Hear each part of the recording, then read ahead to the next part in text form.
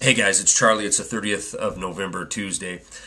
Today, some real news besides fluff pieces about consumer sentiment being at a 5-month high, or this is going to be a better Christmas shopping season than last year. Some real news came out today.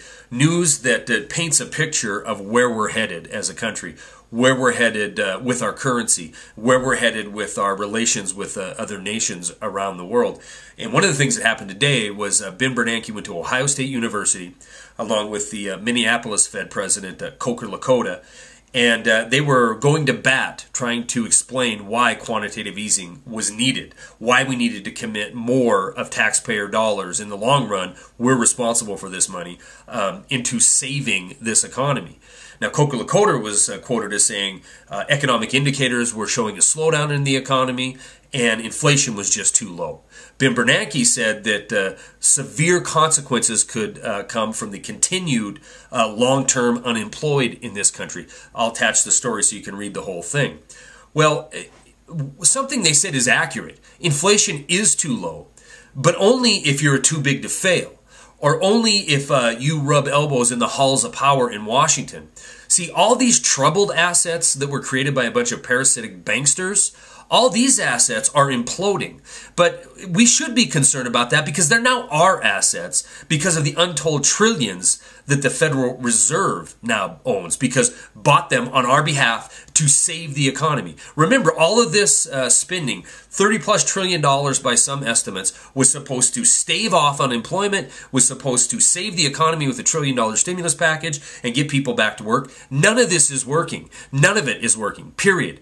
You have the Federal Reserve Chairman going to Ohio State today talking about long-term unemployment in this country, and we have to do something about it, so we're going to do quantitative easing. You have the president of the Minneapolis Federal Reserve saying there's no inflation in this country. And again, I say there's no inflation if you're a bankster. You know, they want their assets to go up in value because they've created this mess, and they need it to go up in value to bail them out again.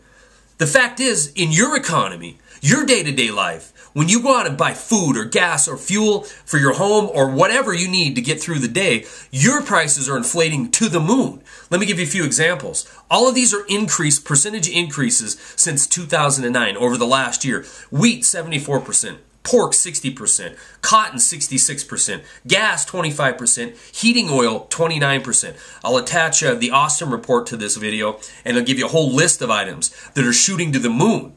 Yet, these Federal Reserve geniuses are going out there saying we need to commit more money that the taxpayers of this country are going to be responsible for because inflation is just too low. They're claiming it's at 1.5%. That isn't the reason, in my opinion, they're coming out here doing this quantitative easing. They're not going to be able to blame the falling asset prices of this country very much longer. And we already see it being teed up who we're going to blame. And we're going to blame China. We're going to blame China for manufacturing the garbage that we buy.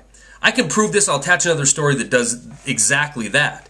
In a recent speech in Frankfurt, Germany, the Federal Reserve Chairman of the United States of America went over and lambasted, basically, our own currency. I quote, "It would be desirable for the global community over time to devise a new international monetary system." This is out of Ben Bernanke's mouth. The reporter goes on to say, "Never before has a Fed chairman made such an admission. Never before has one ever disparaged his own currency in such a way." After he said this, a bunch of bankers that went with him, you know, they call him businessmen in this story, but there are a bunch of bankers that went with him, started to light into it was China's fault that we were having these severe deficits. It's the same banksters who created the housing bubble. The same banksters who paid the rating agencies to rate a bunch of garbage AAA, chop them up, turn them into derivatives, and sell them around the world, creating this time bomb ready to go off. These are the same banksters who dismantled manufacturing in this country and shipped it to China so they can increase their bottom line by not having to pay American workers to build the stuff that we buy.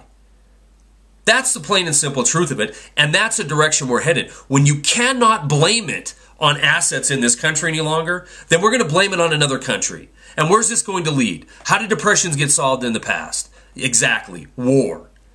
These kind of words, these kind of statements, these kind of trade wars turn into currency wars, turn into hot wars.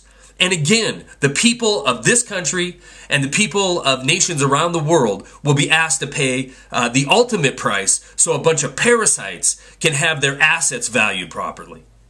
Stories are attached. That's all I got.